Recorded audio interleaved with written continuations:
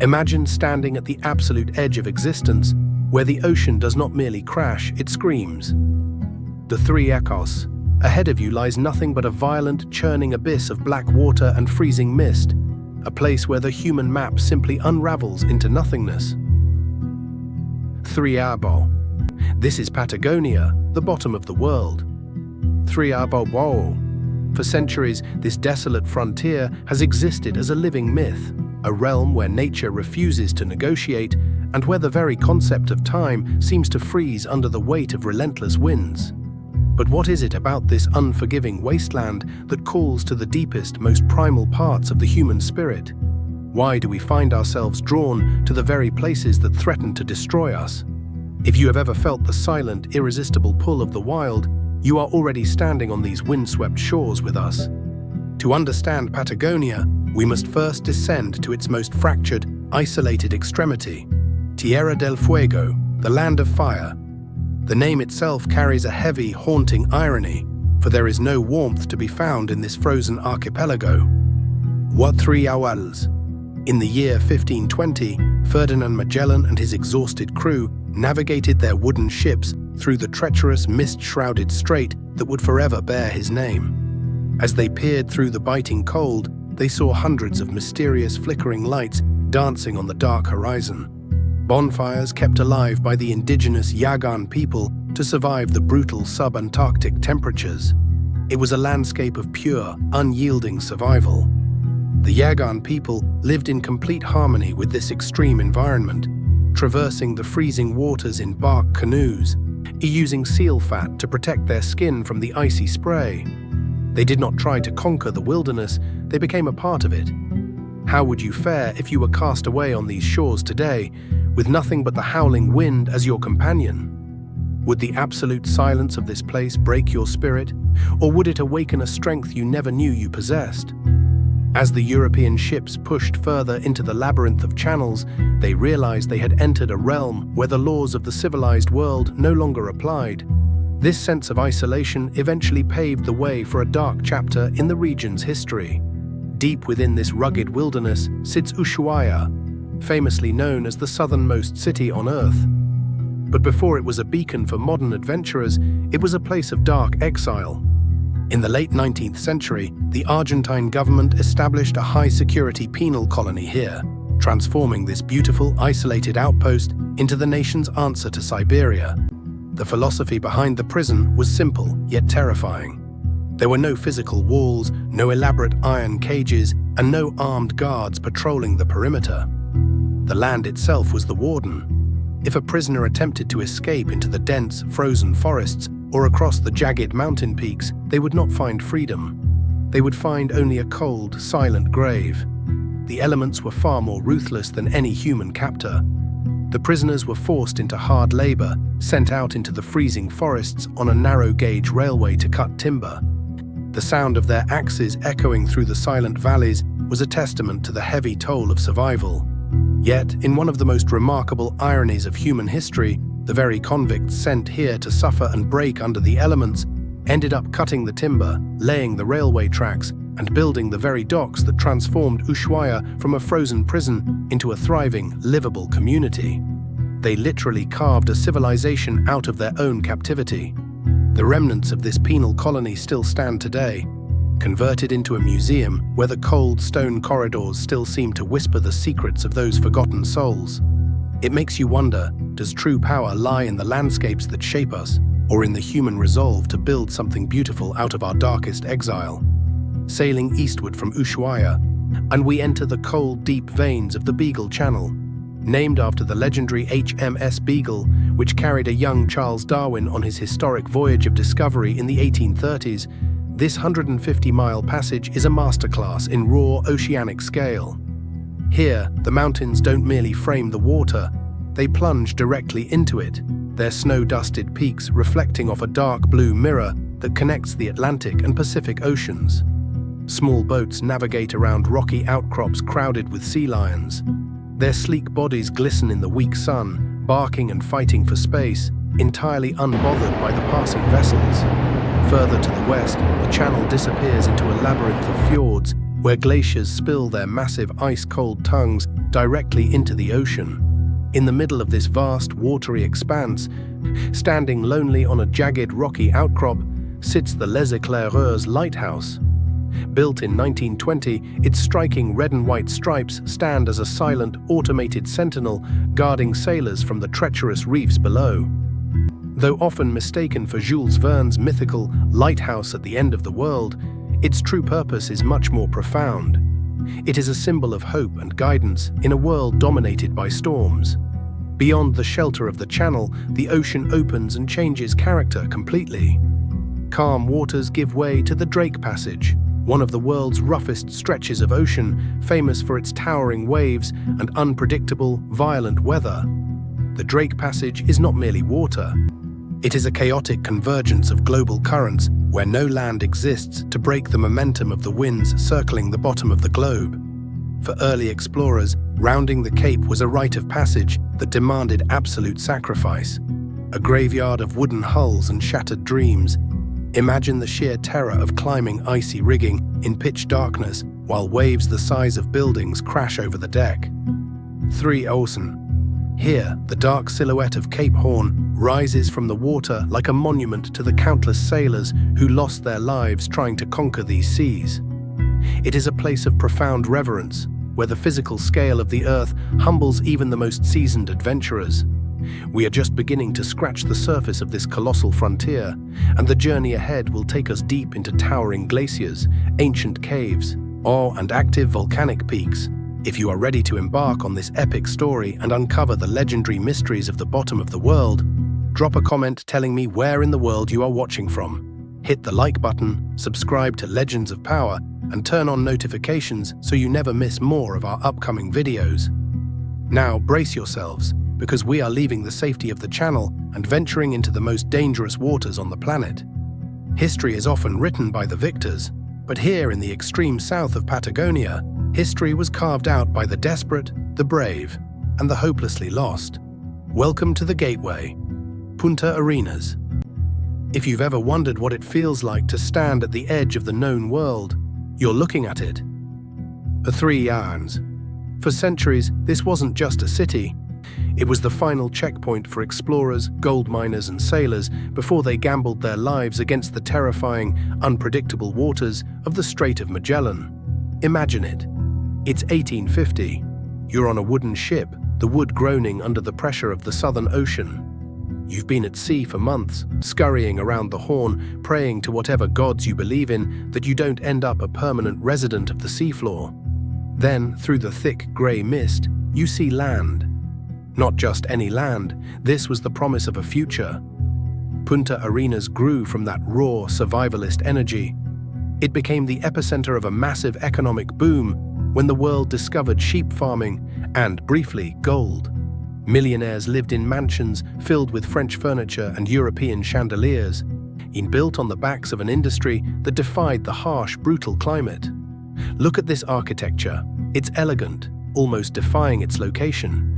It speaks to an era where humanity decided, we aren't just going to visit the end of the world, we're going to live here and we're going to do it in style. None are 3D. But look closer at the streets, at the wind-bent trees that seem to be permanently bowing to the south. The land has a memory. It remembers the struggle.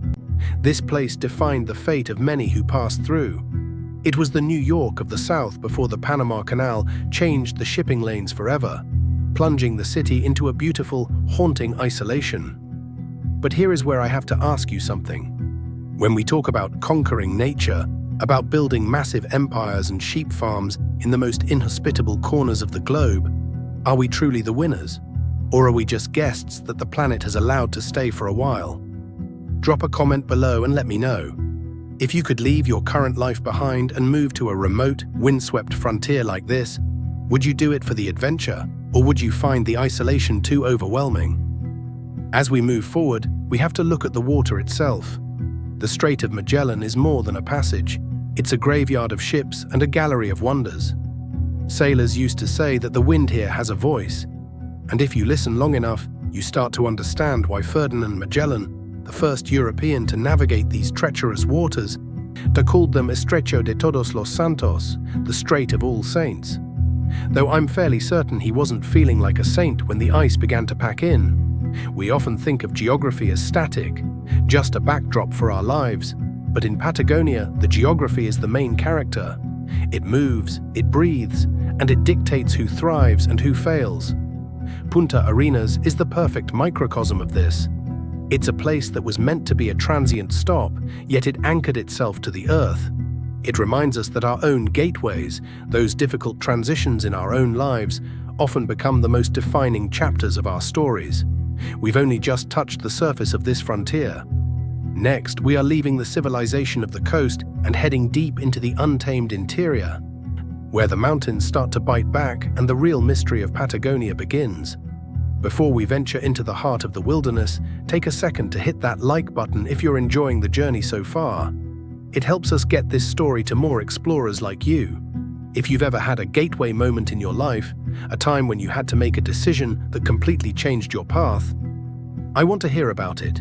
Share your story in the comments. I read as many as I can, and it's always fascinating to see how our individual paths mirror the journeys of these places. We are about to head into the teeth of the Andes. The air is going to get thinner, the wind louder, and the sights, well, you aren't ready for what's coming next. We've left the safety of the coast behind. Civilization, with its warm hearths and paved streets, is now a memory in the rear-view mirror. Ahead of us lies the true crucible of the South, the granite cathedrals of the Andes. If you look at a map of the world, most of it is filled in. We've mapped the seafloor, we've tracked the stars, and we've populated almost every square inch of the habitable globe.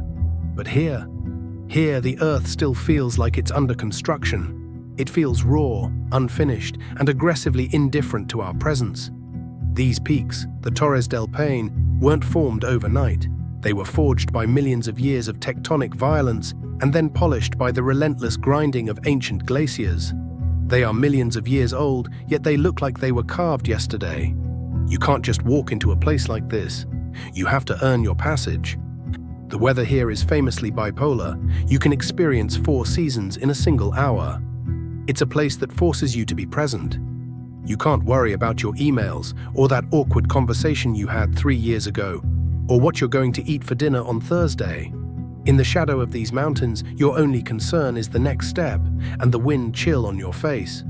It makes me wonder, in our modern, hyper-connected world, we've traded the intensity of the present moment for the comfort of constant distraction.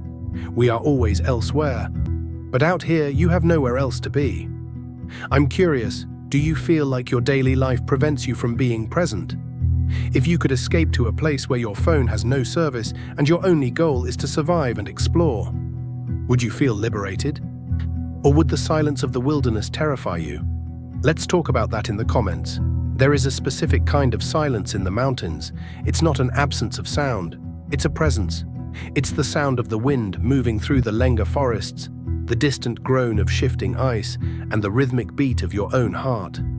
When you're miles away from the nearest human soul, you start to hear things you've been ignoring for years. Many people who come to Patagonia leave completely changed. They don't just come for the photos or the bragging rights. They come because they need to be reminded of how small they are. It's a paradox, isn't it? To feel the most alive, we often have to find the places that make us feel the most insignificant. See that? That's a condor. They are the silent observers of this kingdom. They've watched explorers, gold seekers, and modern adventurers pass through these valleys for centuries. They represent the freedom of this landscape, the ability to rise above the chaos of the terrain and see the bigger picture. But even the condor is bound by the laws of this land. Everything here is connected.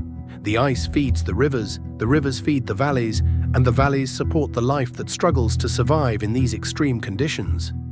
If you're enjoying this journey into the wild, do me a huge favor. Hit that like button. It tells the algorithm that you value these kinds of deep dive, immersive stories, and it really helps us keep this project moving forward. And if you have a friend who dreams of seeing places like this, I share this video with them.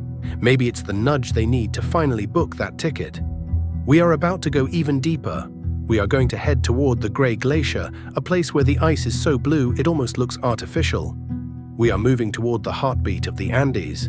But before we descend into that frozen expanse, tell me, is there a mountain in your own life right now? A challenge that feels so massive, so daunting, that you're not sure how you're going to get past it? Sometimes, just putting it into words in the comments can be the first step in the climb. I'm reading through your replies, and I'm honestly blown away by the strength I see in this community. Stay with me. The air is getting colder, the shadows are getting longer, and we are reaching the point of no return. You know, there's a specific sound that ice makes when it's under pressure. It's not just cracking, it's groaning. It's the sound of 1 billion tons of weight trying to find a new position. When you stand near the edge of the Grey Glacier, you aren't just looking at a view, you're witnessing a slow-motion catastrophe. This isn't just water in a solid state, this is a history book. Every layer of ice we see here contains trapped air bubbles from hundreds, sometimes thousands of years ago. When a chunk carves off and hits the dark water below, you're hearing the atmosphere of an entirely different era being released. It is, quite literally, the past speaking to us. It's humbling, isn't it? To realize that our entire human timeline, our wars, our technological revolutions, our personal dramas, is just a blink of an eye compared to the lifespan of this glacier. People often come here looking for clarity. They want to stand in front of something so vast and so old that their own problems finally feel small enough to manage. But here's the irony. The bigger the landscape, the more it forces you to face the internal landscape you've been avoiding. 3 SRs. Out here with the cold biting at your skin and the wind howling through the valley, there is nowhere to hide from your own thoughts. 3 Gas. I have to ask, when was the last time you felt truly small? Not in a way that made you feel insignificant, but in a way that gave you a sense of perspective. Let me know in the comments. I find that these moments of perspective shifting are often where our most important personal growth happens. Look at that. It looks like a dream, doesn't it? But it's real. It's a reminder that even in the most frozen, hostile environments, there is a pulse. There is life. But this pulse is fading. We know the story. We see the change. Every year, these ice fields retreat further, leaving behind barren rock and sediment. It's a stark, visual reminder of the fragility of our world. It makes me wonder about our legacy. What are we leaving behind for the generations that will stand on this spot 100 years from now? Are we being good stewards of the beauty we've been given? As night falls in the park, the temperature plummets. You realize quickly that you are not the master of this domain. You are merely a guest who has been invited to watch. The fire is our anchor. It's the one thing that keeps the darkness at bay and connects us to the thousands of years of human history. Back to the first people who sat around a hearth and told stories to keep the fear of the night away. Storytelling is how we make sense of the world. It's how we bridge the gap between our fears and our hopes. If you're still with me on this journey, please hit that like button. It helps us keep this documentary series alive and allows us to continue bringing these incredible remote corners of the world to your screen. And if you think a friend of yours needs a reminder of how beautiful this planet is, hit that share button and send this link their way. I want to dive a little deeper into the human element of this exploration. We've talked about the mountains, the ice, and the wind. But we haven't talked about the internal cost of chasing frontiers. We often praise the explorer, the one who leaves everything behind to reach the edge. But what about the cost of that distance? What about the people we leave behind to find these views? Tell me in the comments, do you think the pursuit of personal discovery and adventure is worth the cost of distance from the people we love? How do you balance your hunger for the next big thing with the need to nurture your roots? I'm genuinely interested to hear your perspective on this, as it's a question that follows me on every single journey. Look at that sky. No light pollution, no noise, just the universe staring back at you. We are reaching the conclusion of our journey through this untamed land, but before we wrap up, we have one final crucial chapter to explore. We're heading into the final frontier of the region, where the culture, the people, and the legends of Patagonia converge. You've been incredible companions on this trek.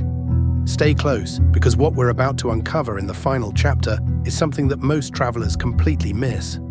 We've walked the streets of the end of the world, climbed the granite cathedrals of the Andes, and listened to the ancient voice of the glaciers. But if you want to know what Patagonia truly is, you don't look at the stone or the ice.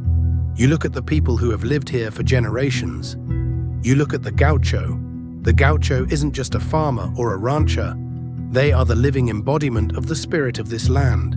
They are the men and women who wake up before the sun, whose hands are calloused by the work of the pampas, and whose lives are defined by a singular fierce independence.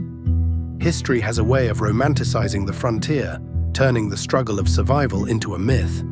But for the gauchos, it's not about the myth. It's about the connection to the earth. They live in a world where the weather can change in minutes, where the land is unforgiving, and where your word is your only currency. It makes me reflect on our own lives. In a world of digital noise and instant gratification, we've lost the art of the long game. We've lost the ability to sit with a challenge and work through it day after day, regardless of the comfort it brings. I want to ask you something deeply personal. What is the work in your life that you find most rewarding? Is it a career, a creative passion, or maybe something you're building for your family? What is the one thing that keeps you going, even when the wind is blowing against you? Let's share some inspiration in the comments. This is the heart of it. After the long, cold days, there is the asado. It's not just a meal, it's a ritual of community. You gather around the fire, you share the food, you tell the stories, and you realize that you were never meant to survive the frontier alone. We live in an age of incredible connectivity, yet many of us feel more isolated than ever. We have thousands of friends online, but how many of us have a circle, a real, tangible group of people that we can sit with in the silence and feel completely at home? Patagonia has taught me that the most beautiful things in life aren't the ones you reach for on a map. They are the moments of connection you find when you stop moving and finally start listening. The mountains and the ice are magnificent, but the soul of this place, it's in the resilience of the people who call it home. Before we conclude this journey, I want to say thank you. Thank you for walking this path with me, for your questions, and for the stories you've shared in the comments. 3 years. This channel is built on your curiosity, and seeing this community grow has been the greatest adventure of all. If you've enjoyed this exploration of the soul of the South, please hit that like button one last time. It's the single best way to help other travelers and thinkers find their way to this community. And if this video sparked something in you, a need for travel, a desire for change, or just a moment of peace, please share it with someone who needs it. So we return to the question we started with. Why do we explore? Maybe it isn't to find new places. Maybe it's to find new versions of ourselves. Go 3 hours. Maybe we come to the edge of the world just to see what happens when the noise finally stops, and we're left with nothing but the truth of our own existence. Patagonia will be here, waiting for the next generation of dreamers. But you have to keep moving. You have to keep building your own frontier. Before you go, leave one final thought in the comments. What is one thing you're going to do differently after finishing this journey? What is one frontier you're finally going to step into? I'll be in the comments for the next hour, and I want to hear from every single one of you. Until the next adventure, keep exploring.